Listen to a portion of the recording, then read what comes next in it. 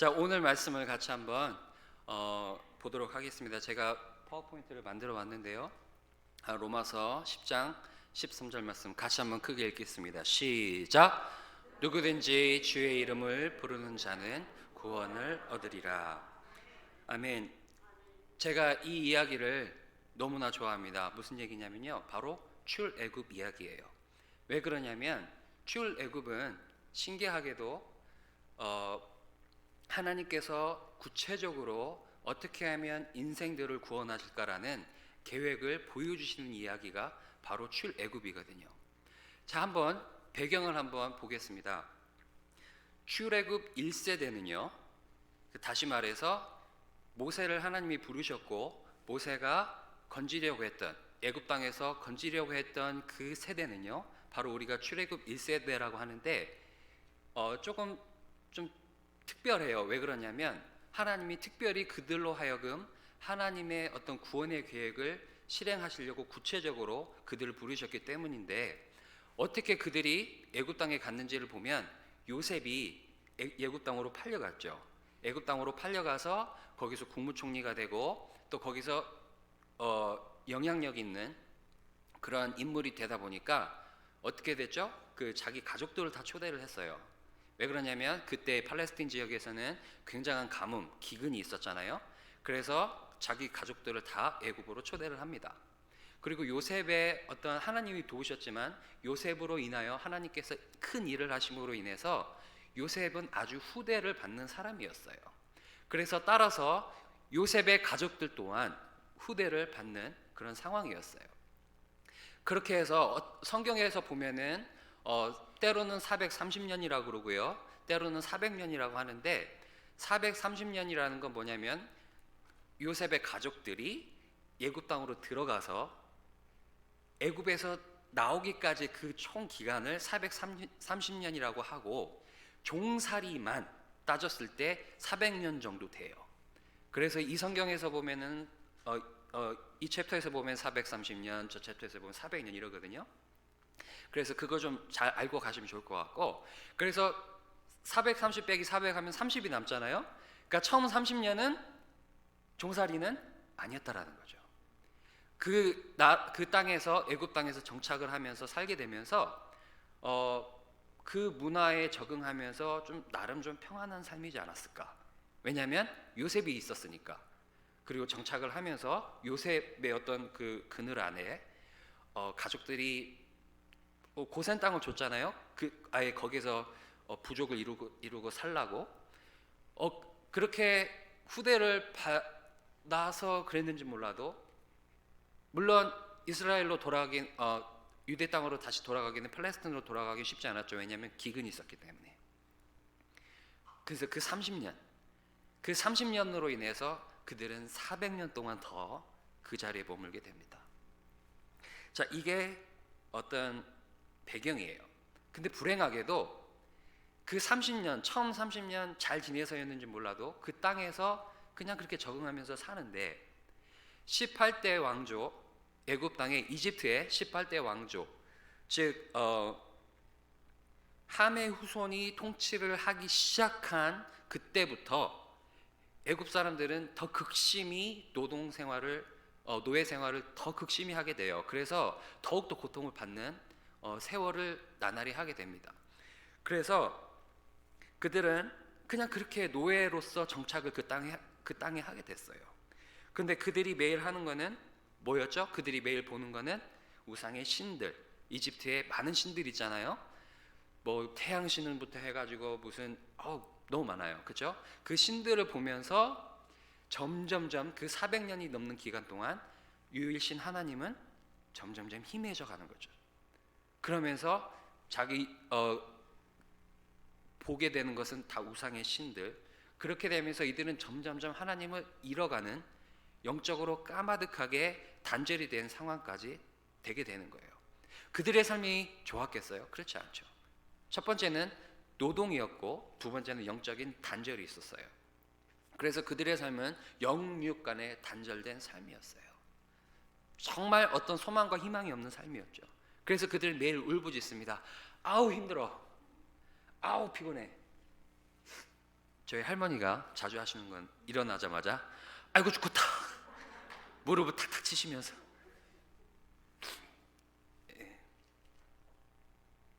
그렇게 하나님은 그들의 고통의 소리를 들으셨어요. 그러면서 그들을 구원하실 계획을 세우십니다. 출애굽기 3장 15절 말씀에 보면 굉장히 흥미로운 점이 한 가지가 있어요. 왜 그러냐면 우리가 한번 읽어볼 텐데 뜬금없이 하나님이요 모세를 부르셨잖아요. 이제 이스라엘을 구원하시려고 출애굽 1세대죠. 모세를 부르셨는데 뜬금없이 자기소개를 하세요. 한번 볼까요? 같이 읽겠습니다. 시작.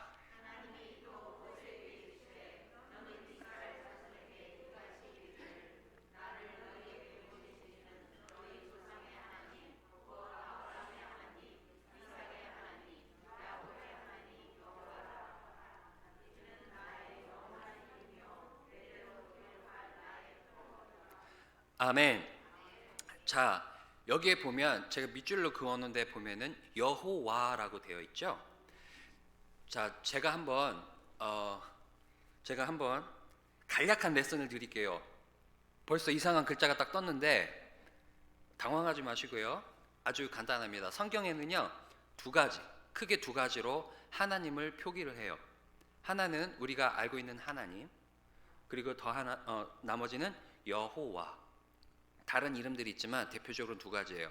제가 이 두 가지를 가져왔냐면 큰 특징이 있어요. 자, 아브라함, 이삭, 야곱의 하나님이라고 하나님이 이스라엘 백성에게 나를 소개를 해라. 플러스 여호와. 그렇죠?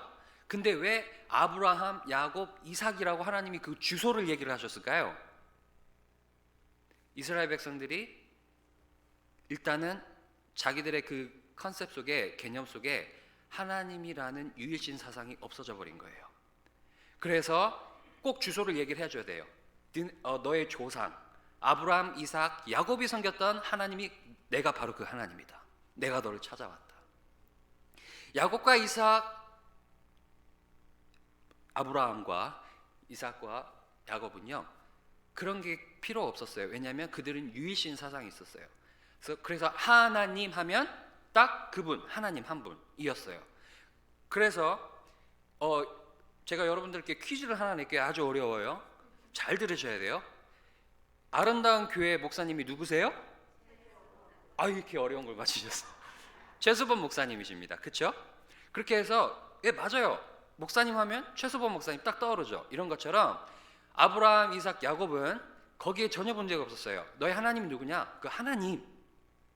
그런데 이 지금 애굽 땅에 430년 동안 살고 있는 이 백성들은 그 하나님의 개념이 있어요, 없어요? 없어요. 그래서 하나님이 그들을 찾아가실 때 주소를 부르시는 거예요. 너의 조상이 섬겼던 아브라함, 이삭, 야곱의 하나님이 바로 나다. 그리고 거기다가 플러스 여호와. 자, 이 여호와라는 단어가 아주 중요해요. 왜 그러냐면 제가 저기 야훼라고 써놓은 영어로 쓰여 있죠. 저 글자가 바로 여호와라는 한국말로 번역이 되는 히브리어예요. 그리고 그 옆에 보면 따라서 해봅시다. 옐로힘. 저 히브리어가 바로 옐로힘이에요. 좀 친숙하죠? 옐로힘 하면요. 그 옐로힘이라는 글자가 뭐냐면 바로 God, 신이라는 뜻이에요. 한국말로는 신이에요. 꼭 하나님이 아니에요. 그냥 divine being. 그렇죠? 그래서 꼭 신인데 그러니까 한마디로 말하면 하나님의 타이틀 같은 거예요. 하나님의 이름이 아니라 타이틀. 쉽게 얘기를 하면 최수범 목사님 타이틀이죠. 최수범 이름이죠. 그런 것처럼 그렇게 해서 신 하면은 갓 하면 옐로힘 하면 히브리 사람들은요 그 하나님일 수도 있고 우리가 믿는 더 가실 수도 있고 아니면 one of many gods가 될 수도 있어요. 그래서 성경의 엘로힘을 보면 잘 보셔야 돼요. 이게 나중엔 헷갈려서 이스라엘 백성도 헷갈리는 장면이 나와요. 황금 송아지 그 장면에서. 근데 옆에 보면 야훼라고 써 있죠. 자, 따라서 해봅시다. 아도나이. 익숙하죠? 아도나이. 자, 하나님의 이름은 바로 저 글자예요.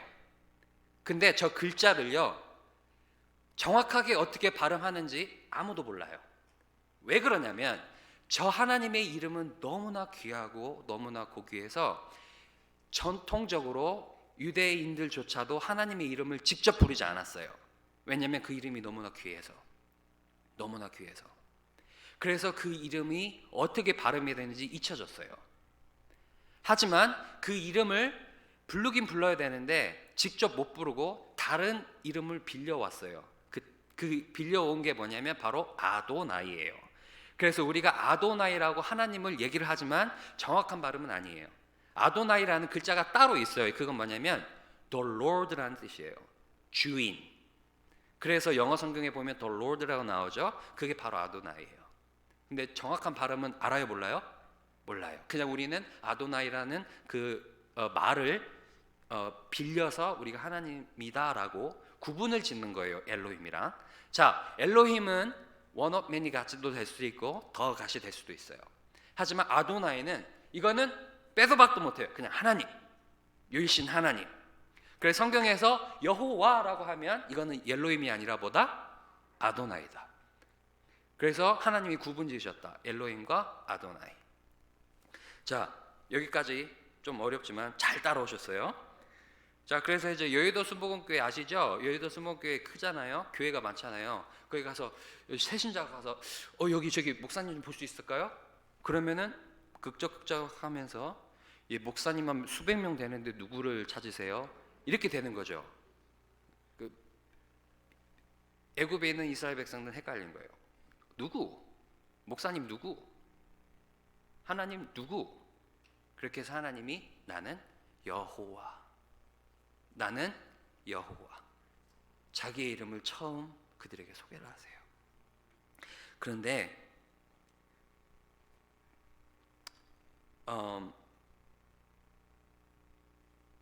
이거 보셨죠? 이제 큰 어려운 거는 이제 지나갔습니다.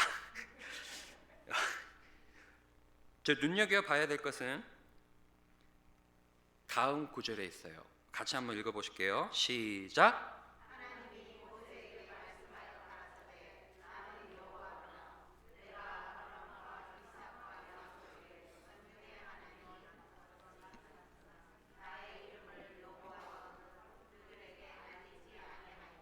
아멘.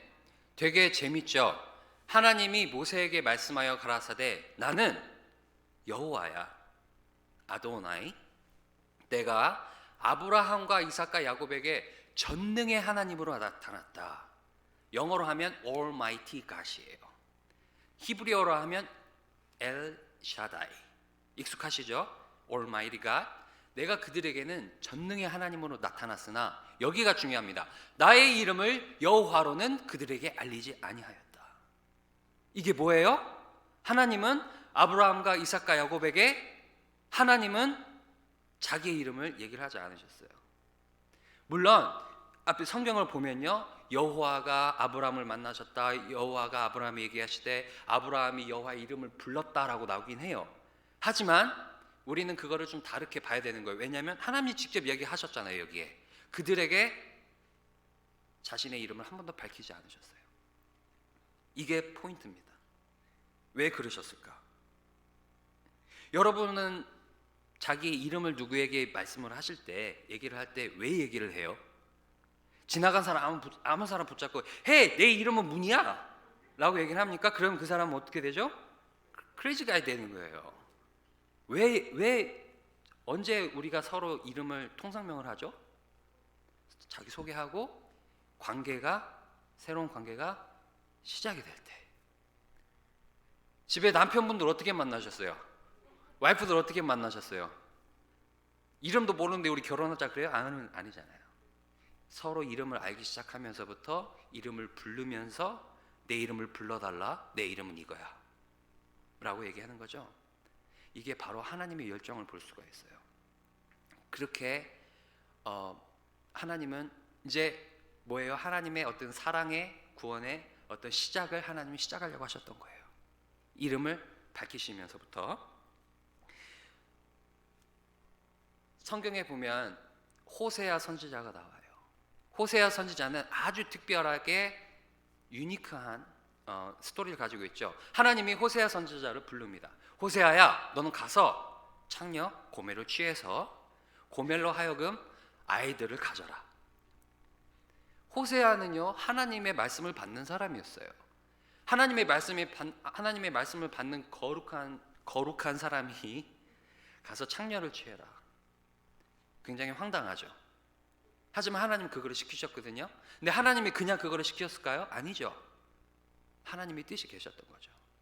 하나님의 열정을 보여주고자 하셨던 거예요. 누구에게? 그 스토리를 읽는 우리에게, 그 스토리를 읽는 유대 민족에게. 하나님이 얼마만큼 지금 영적으로 음란한, 영적으로 간음하고 있는 이스라엘 백성들, 그리고 도대체 하나님을 잃고 사는, 다른 우상 속에 빠져 사는 그 이스라엘 사람들을 구원하시고자 하는 열정이 여기 있는 거예요. 근데 하나님은 하나님의 어떤 그 캐릭터를 보여주고 계세요. 호세아와 고멜이 아들을 낳아요. 첫째 아들, 둘째는 딸, 셋째는 또 아들인데 첫째의 이름 이렇게 지으셨어요. 이스라엘 족속의 나라를 폐할 것이다. 하나님 화가 나셨죠? 왜? 가늠하니까. 둘째, 내가 다시는 이스라엘 족속을 긍휼히 여겨서 사하지 않을 것이다. 그러나 내가 유다 족속을 긍휼히 여겨 저희 하나님 여호와로 구원하겠다. 자, 셋째를 낳았을 때는 셋째 이름을 너희는 내 백성이 아니다. 나는 너희의 하나님이 되지 아니할 거다. 그러나 이스라엘 자손의 수가 바닷가에 모래같이 되어서 측량할 수 없고 셀 수도 없을 것이며 전에 너희에게 이르기를 너희는 내 백성이 아니라 한 그곳에서 저희에게 이르기를 너희는 사신 하나님의 자녀라 할 것이라. 여러분, 제가 좀 긴 말씀을 읽었지만 요약을 해보면 너는 내 자녀가 아니야 라고 버리셨는데 버릴까 하다가 다시 아이고 그래도 내 자식인데, 너 또 음란해? 또 버릴까 하다가 그래도 그래 내가 너 끝까지 책임질게. 바로 이게 하나님의 열정이에요. 호세아의 마음이 어떻겠어요? 그 고멜이 호세아와 끝까지 잘 살았어요? 아니었거든요. 호세아를 떠났잖아요. 그리고 다른 남자와 또 잠자리하고. 그 하나님의 심정을 담으셨고 반면에 하나님의 열정을 담으셨어요. 내가 끝까지 너희와 함께 하고 싶다. 여러분, 유대인들은요 전통적으로 민족성 자체가 한국 사람과 굉장히 비슷하대요. 달리 얘기하면 까탈스러워요. 상종하기가 힘든 민족이에요. 아시죠? 예, 저도 한국 사람입니다. 예. 그러니까 저도 한국 사람입니다. 저도 알아요, 제 성격을. 유대 사람들이 딱 한국 사람 같아요. 그게 상종하기 쉽지 않은 민족이라 하더라고요. 그런데 이게 지금 이 성경에도 그게 그대로 나오는 게 6장 9절 말씀 보니까 모세가 이와 같이 이스라엘 자손에게 전하나, 무슨 얘기를 전했죠? 하나님이 너희들을 애굽에서 구원할 것이다. 바로 그 얘기를 전한 거예요. 그 장면입니다. 그들의 마음에, 즉 애굽 땅에서 노예 생활하고 종살이하는 그들의 마음에 상함과 역사의 혹독함을 인하여 모세를 듣지 아니하였더라. 자, 영어 성경에 보니까요 마음의 상함, 이 부분이 broken spirit이라고 나와요. 그런데 히브리어를 보면, 원어를 찾아보면 그거를 영어로 번역을 해보면요 be short of breath 이렇게 나와요. 또는 be short of spirit. 그러니까 지금 정신이 없는 거예요. 정신이 없어요. 하루하루를 살아가는 게 바쁘고 하루가 바쁘고 힘들다 보니까 어떤 얘기조차가 들어오지 않는 거예요. 지금 그렇게 답답한, 지금 굉장히 어두운 가운데 있는, 도대체 삶에 여유가 없는 그런 상황 가운데 있는 거죠. 근데 이렇게 죽어있는 이 영혼들을 하나님께서 불러 깨우시기 위해서 하나님이 어텐션을 좀 받기 위해서 이들에게 마치 병원에서 거의 죽어가는 사람, 심정지를 댄 사람을 뭘로 이렇게 깨우죠? 전기 충격기로 깨우죠. 그렇잖아요. 그런 것처럼 하나님이 충격요법을 쓰십니다. 바로 기적이란 걸 하나님이 행하세요. 어떤 기적을 행하시죠? 애굽 땅에서 10가지 재앙, 그렇죠? 10가지 재앙을 통해서 애굽 사람들의 어떤 그 고집을 꺾으시고, 바로 왕이죠. 바로 왕의 고집을 꺾으시고 이스라엘 사람들의 눈을 뜨게 하세요. 그래서 이게 뭐야? 그들에게 전례 없던 기적의 역사가 그들에게 나타나는 거예요. 그렇게 해서 하나님이 그들의 어텐션을 받으셨어요. 그런데 이것은 하나님에게는 이스라엘 백성들에게는 하나님의 기적이 아주 큰 좋은 충격으로 다가왔죠. 누가 나를 구원하려고 한다. 근데 이게 전능의 하나님이야. 와, 전능의 신이야. 대단해. 와. 그래서 어텐션 됐어요. 근데 애굽 사람들에게는 어때요? 이게 똑같은 기적이지만 그들에게는 재앙이에요. 그러니까 한쪽은 재앙이고 한쪽은 빅토리죠. 승리. 그러니까 이 갭이 더 차이가 나는 거예요. 똑같이 가는데 남들보다 두 발자국 앞서가는 건데, 똑같이 가다가 나는 두 발 가고 다른 사람이 두 발 뒤로 가면 네 발자국 차이잖아요. 그런 것처럼 하나님이 나를 보호하시는 건 두 발자국 앞이고, 애국 사람들을 보니까 두 발자국 뒤로 가는 거예요. 재앙이니까. 그래서 이 갭이 더 크니까 충격이 더 큰 거예요. 와우, 하나님 대단하신 분이구나. 그렇게 해서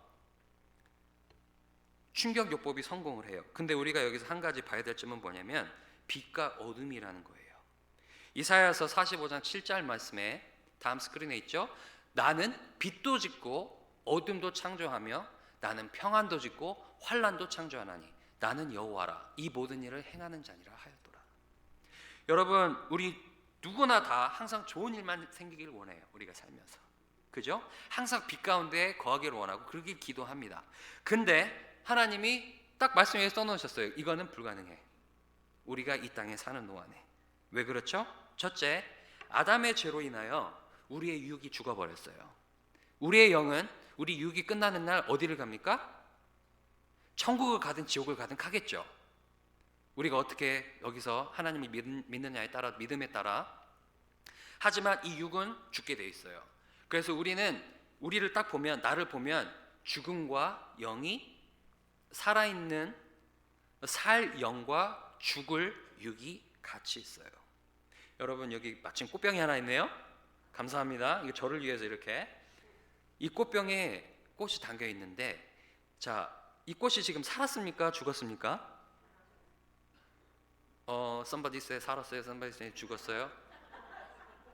지금 살아 있어요. 근데 죽을 거예요. 이 끝은 죽음이에요. 마치 꽃병의 우리처럼 우리는 지금 살아있는 듯 하나 결국은 죽을 거라는 거죠. 그런 것처럼 우리 안에는 죽음이 있어요. 그래서 아직 우리는 완벽한 그 나라에 갈 자격이 안 돼요. 그리고 둘째, 이 세상이 완벽하면요, 천국은 필요 없어요. 믿으십니까? 우리가 매일 아침에 일어나면서 아이고 무릎이야, 아이고 허리야 이러면서 아이고 언제 죽나. 저희 할머니가 하셨던 얘기예요. 뭐예요? 빨리 천국 가고 싶다는 거죠. 왜냐하면 그 천국은 소망의 나라, 완벽한 나라니까. 인생에 혼란이 올 때가 있습니다. 빛과 어둠. 우리 일가친척 주변에 보면 어려운 일 당하신 분들이 있잖아요. 그럴 때 우리는 뭐라고 합니까? 하나님이 진정 살아 계신다면. 영어로는 Why me? 왜 이런 일이 저에게 벌어져요? 라고 얘기를 해요.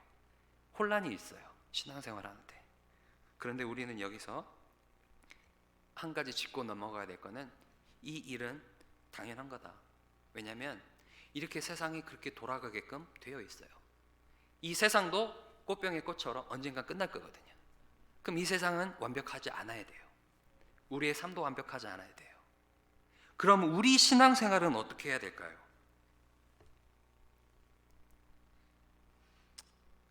좋은 일이 생기면요, 신앙인으로서 감사의 이유가 되어서 성도의 삶의 윤활유가 되고, 힘든 일이 있으면 하나님을 찾게 되고 하나님을 더욱더 의지하게 되는, 기대와 소망을 키우는 그런 태도로 우리의 인생을 마감을 해야 됩니다. 저도 그런 순간이 있었어요. Why me? 많았어요. 그런데 한 가지 얘기를 소개를 해드리자면, 작년에 저희가 막 이렇게 아이터너레이션 시작을 할 때, 펀드레이징 시작을 하면서 정말 힘겹게 시작을 했어요. 마음을 먹었어요. 힘겹게 마음 먹고 하나님 가겠습니다. 막상 시작하니까 더 힘들어요. 근데 시작했어요. 그래서 아내도 그렇고 저도 그렇고 겨우 추스려서 일어나서 이제 가자 하고 갔는데 1월에 시작했거든요. 근데 3월에 근데 좀 한 2시간 정도 차 태는 운전을 해서 방문한 교회가 있었는데, 돌아오는 길에 저희 큰딸 샤일로가 이렇게 차 안에서 힘도 없고 그러는 거예요. 그 long story short 하면 결국 병원에 데려갔어요. 그랬더니 진단이 소아당뇨 있죠. Type 1 diabetes 이렇게 나온 거예요. 그래서 지금 아이 보면 몸이 이렇게 달고 항상 그 블러드슈거 있죠. 그 혈당을 체크하는. 그래서 저희 딸은 당뇨 환자예요. 그게 1년이 됐어요. 어렵게 힘들어서 추스려서 시작을 했는데 다시 한번 그런 일이 저에게 벌어진 거예요. 많이 울었어요. 그 공포에 질려서, 지금 5살인데 그때 4살이었어요. 간호사들이 몸을 잡고 주사를 놓고 병원에서 한 이틀 동안 있는 시간 동안에 집에 가고 싶다고 울면서 하는 그 딸아이의 모습을 보면서 저는 와이미를 안 할 수가 없었어요. 와이미. 하지만 매일매일 이 딸아이에게 주사를 주면서 인슐린을 주면서 기도합니다. 하나님 치료해 주세요. 그리고 한편으로는 그런 마음을 갖습니다. 혹시 하나님이 치료해 주시지 않아도 이 아이가 살면 길면 60이고 짧으면 60이고 길면 80일 텐데, 그 시간이 끝나면 완벽한 나라가 있다. 천국이 있다. 그곳에서는 아프지 않으니까, 그곳에서는 행복하니까. 여러분, 천국이 소망입니다. 천국이 있어서 우리는 지금 여기서 행복할 수 있는 거예요. 천국이 없다면 무슨 소망으로 이 땅을 살겠습니까? 여러분들의 생활이 혼란이 있더라도, 때로는 하나님을 원망하는 일들이 찾아오더라도 그냥 그런가 보다 하세요. 왜냐하면 하나님이 그렇게 인생이 돌아가게끔 해놓으셨고, 우리의 태도는 이스라엘 같지 않으면 되는 거예요. 이스라엘은 어땠죠? 우리가 쭉 보면 하나님께서 그렇게 그들을 10가지 재앙을 통해서 구원하셨는데 그들이 가다 보니까 뭐가 당장에 닥쳐왔어요? 홍해바다가 닥쳐왔는데 이걸 어떻게 건너야 되냐 고민하고 있는데 마침 뒤에서 애굽 군사들이 쳐들어와요. 이들이 한 건 뭐였어요? 감사와 찬양 아니었죠? 불평불만이었어요. 우리가 이런 태도만 안 가지면 됩니다. 불평불만만 안 하면 돼요. 감사로 하나님 천국 소망이 있습니다. 여기서 죽으면 천국 가니까. 그랬습니다. 그렇게 애굽 사람들은 홍해를 두고 하나님을 다시 불평불만하고, 또 홍해를 건넜더니 하나님을 찬양하고, 또 광야로 들어가서 3일 있다 보니까 다시 목이 말라서 또 하나님 불평하고. 정말 골치 아프죠. 그런 사람들이었어요. 그런데 하나님이 이렇게 무례하고 감사도 모르는 이스라엘을 끝까지 인내하셨던 이유는 바로 3장 15절 말씀에 나옵니다. 출애굽기 3장 15절 말씀. 3장 15절 말씀 있나요? 같이 한번 읽겠습니다. 시작. 이는 나의 영원한 이름이요 대대로 기억할 나의 표니라. 할렐루야. 이게 뭐냐면요, 하나님께서 이렇게 하시겠다는 하나님의 계획을, 플랜을 얘기를 하신 거예요. 자, 나의 이름은, 자 여기 잠깐 빠졌는데 하나님의 이름 뭐예요? 스스로 계신 자, I am who I am, 스스로 계신 자라고 자기 이름을 소개를 하셨고, 이것은 나의 영원한 이름이다. 그리고 대대로 기억할 나의 표다. 이것은 무슨 얘기냐면 너희의 자손들, 자손의 자손들이 내 이름을 기억을 할 때 뭐라고 기억을 하냐? 그는 스스로 계신 자. 그러면서 하나님이 지금 그 스스로 계신 자라는 자기 이름을 무슨 계획과 함께 소개하셨어요? 구원의 계획. 그래서 하나님은 그들에게 이름이 대대로 물려 내려갈 때마다 하나님 하면 딱 그 이름만 떠오르는 게 구원자. 바로 이건 하나님은 이거를 계획을 하셨던 거예요. 하나님의 이름 이꼴 구원자. 다음 스크린을 보시면 이렇게 하나님의 이름은 구원의 이름. 수학 공식 나오죠? 똑같은 거를 빼면 하나님은 구원. 바로 이 공식을 하나님께서 성립하시기 위해서 모세를 부르셨고 이스라엘 백성들, 그렇게 골치 아픈 이스라엘 백성들을 참으셨던 거예요. 여러분, 그 이스라엘 백성들이 꼭 우리의 모습 아닙니까? 연약하죠. 불평불만 많죠. 좋을 때는 와, 싫을 때는 바로 이게 우리잖아요. 그런 하나님이 참으시는 이유, 바로 하나님께서 우리를 구원의 통로로 쓰시고자 함입니다. 절대적인 은혜의 구원이 나를 절망에서 건지셨고, 때마다 홍해의 기적처럼 매일마다 만나와 메추라기처럼 매일같이 베푸시는 그 은혜가 우리를 이끄세요. 우리 꼭 기억해야 될 것은 뭐냐면요, 매일 하는 거 있죠. 오늘 아침 눈 떴죠? 내일 또 눈을 뜨면 그 정말 별거 아닌 그 일상의 삶이 하나님의 은혜가 없이는 절대 안 된다는 거예요. 아무런 특별할 것 없는 매일의 삶이 하나님의 뜻 아래 있는 기적의 나라리라는 것을 기억하시기 바랍니다. 이렇게 나를 후대하시는 이유가 뭐라고요? 우리에게 그 이름을 주셨고, 그리고 또 그 이름을 다음 세대에 흘려보내야 하는 귀한 사명이 있기 때문에 그렇습니다. 하나님이 얼마나 그 열정이 뜨거우셨냐면 자기 아들도 나중에 소개를 해주세요. 그렇죠? 자기 아들 누구시죠? 예수 그리스도. 예수님의 등장은요, 그냥 단순하게 어떤 메시아의 등장이 아니에요.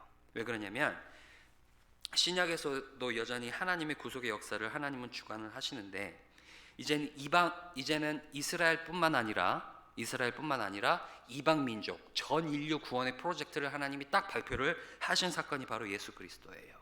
왜 그런지 한번 보겠습니다. 하나님이 출애굽 1세대에 하셨던 것처럼 예수님 또한 기적으로 연약한 자들, 가난한 자들, 병든 자들의 삶을 돌보세요. 마치 하나님이 이스라엘 백성들을 광야에서 돌보셨던 것처럼. 그리고 하나님은 모세를 부르셨다면 예수님은 12제자를 부르셨어요. 그리고 나아가 깨닫지 못하는 제자들에게 하나님의 말씀을 해석해 주셨고 천국 복음을 가르치셨습니다. 시간이 꽤 흐른 후에 예수님께서 제자들을 모아서 말씀을 하세요. 야, 사람들이 나를 뭐라고 부르니? 할 때 시몬 베드로가 얘기를 하죠. 주는 그리스도시요 살아계신 하나님의 아들이시니다. 자, 스크린에 보면 작은 글씨지만 그리스도라고 밑줄, 하나님의 아들이라고 밑줄이 돼 있죠. 그리스도시요 살아계신 하나님의 아들이십니다. 그리스도라는 것은 헬라어예요. 헬라어 그리스도인데 히브리어로 하면 뭐가 되냐면 그게 바로 메시아예요. 그리스도가 메시아예요. 그리고 그 뜻을 풀이하면 기름 부은 자라고 하는데 주로 왕이나 구세주를 통칭을 합니다. 하나님의 아들 그 이름, 예수님의 이름이 뭐예요? 제가 방금 말해버렸네요? 예수. 그렇죠? 이 예수라는 이름을 누가 지어주셨어요? 하나님이 지어주셨어요. 마리아야 네가 아들을 낳을 건데 이름을 예수라 하라. 그런데 예수라는 그 이름의 어원이 뭐냐면요, 바로 여호수아예요.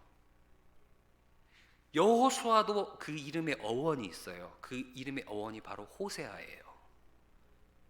결국은 구약의 호세아 선지자가 했던, 하나님이 호세아 선지자를 쓰셨던 고멜과의 그 스토리를 하나님이 미리 거기다 놓으신 거죠. 그리고 호세아 선지자처럼 예수님이 그런 심정으로 이 땅에 오신 거예요. 그 구원자 예수. 17절 말씀이 예수께서 대답하여 가라사대 바요나 시몬아 내가 복이 있도다. 이를 내게 알게 한 이는 혈육이 아니요 하늘에 계신 내 아버지시니라. 여러분, 우리는 복이 있습니다. 왜 그렇죠?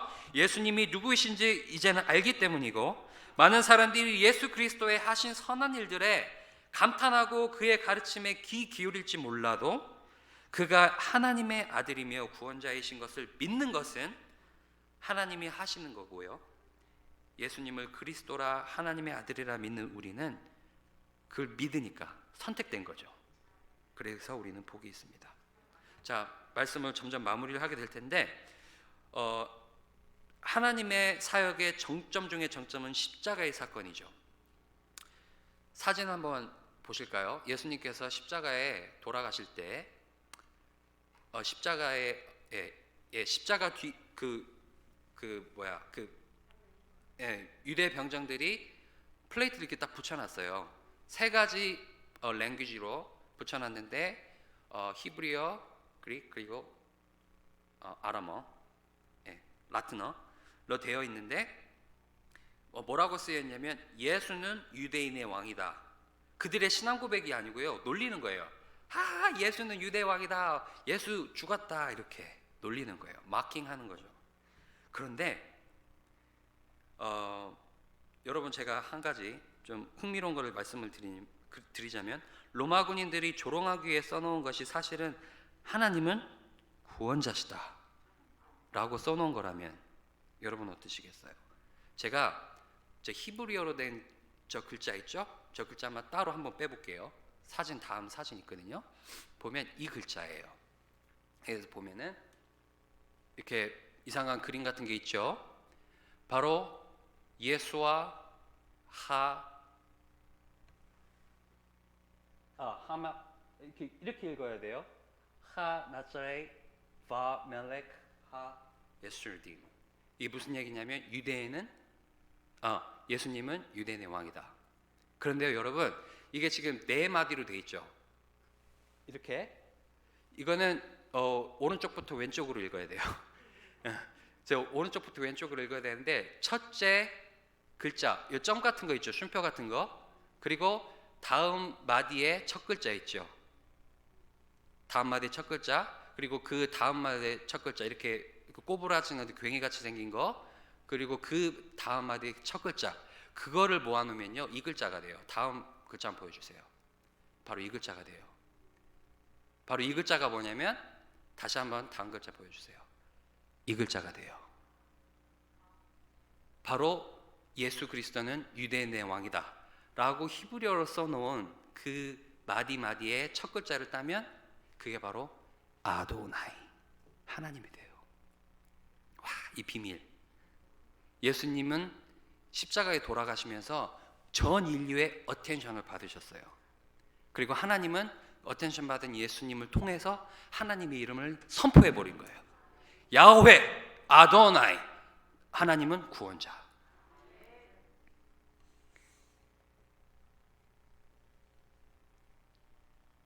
예수님은 하나님이십니까? 네, 그렇죠. 요한복음 1장 1절에서 3절을 보면 스크린에 있을 텐데요, 한번 볼까요? 태초에 말씀이 계시니라. 이 말씀이 하나님과 함께 계셨으니 이 말씀은 곧 하나님이시니라. 그가 태초에 하나님과 함께 계셨고 만물이 그로 말미암아 지은 바 되었으니 지은 것이 하나도 그가 없이는 된 것이 없느니라. 예수 그리스도는 하나님과 함께 계셨고 그가 없이는 이 세상에 된 것이 없어요. 즉 그는 창조주이세요. 예수님 하나님이십니다. 달리 말하면 하나님이 그 십자가에 달리신 거예요. 그리고 하나님의 이름이 거기 써 있던 거죠. 하나님. 이스라엘에게 알리신 자신의 이름을 또 다른 자신, 독생자 예수 그리스도의 희생을 통해 전 인류의 구원자로 소개를 하셨습니다. 그리고 예수님이 부활 승천하실 때 이제는 온 유대와 사마리아와 땅 끝까지 그 이름을 전파하시겠다고 아예 장기 구원 프로젝트를 발표를 하고 올라가셨어요. 다시 오실 때까지 마지막 세대 구원의 계획을 발표하신 것이며 이제는 성령님과 제자들이 그 이름을 흘려보내는 구원의 통로의 역할을 담당을 했습니다. 여러분, 하나님의 계획은 아직도 진행 중이세요. 구원의 계획, 예수님의 제자들의 제자들, 또 그 제자들, 그렇게 2000년이 지금 흘렀어요. 그래서 우리가 그 제자들의 제자들이 되었고 그 사명은 우리의 삶 속에 그리고 나의 손에 흘러 들어와 있어요. 우리는 이걸 잘 흘려보내야 됩니다. 매주 예배를 드린다고 나는 하나님을 안다라고 자만하지 말고 그 이름을 가진 자들은 그 이름을 정확히 마음에 새기고 희미해지지 않도록 하나님 여호와, 그분을 중심으로 살아야 합니다. 황금 송아지를 보고 여호와라고 했던 정말 어처구니 없는 사건을 우리는 잊어서는 안 돼요. 마냥 이스라엘을 어리석다라고만 할 것이 아니라 나 또한 삶의 질이 기준이 되어서 때로는 하나님이 아닌 것을 하나님처럼 의지하지는 않는지 점검해보고 낮은 자의 마음으로 사는 것이 지혜일 것입니다. 마무리하겠습니다. 여러분, 그의 이름을 여러분 삶 속에 잘 간직하고 사세요. 그리고 다음 세대에 잘 흘려보내주세요. 그것이 우리의 삶의 사명이요, 하나님의 뜻을 이루는 일이며 그분을 기쁘시게 할 수 있는 일입니다. 그 생명의 이름이 나를 통하여 또 다른 죽어있는 이스라엘에게 흘러갈 때 나는 모세가 되고 또 예수님의 제자가 되는 것입니다. 여러분의 하루하루는 귀해요. 왜 그렇죠? 살 날이 얼마 남지 않아서요? 물론 그것도 그건데 우린 하루를 살아도 그 귀한 이름을 가진 자의 삶이기 때문에 그렇습니다. 여러분들의 그 귀한 사명을 그냥 썩히지 마시고 열심히 흘려보내세요. 주변에 수많은 죽어있는 이스라엘들이 있어요. 하나님의 그 이름이 필요한 이스라엘들이 주변에 있어요. 여러분들이 그 이름을 흘려보낼 때, 그 구원의 이름을 흘려보낼 때 여러분들은 누가 된다고요? 모세가 되고 또 예수님의 제자가 되는 겁니다. 요엘 선지자를 인용한 로마서 10장 13절 말씀, 누구든지 주의 이름을 부르는 자는 구원을 얻으리라. 아멘. 기도하겠습니다.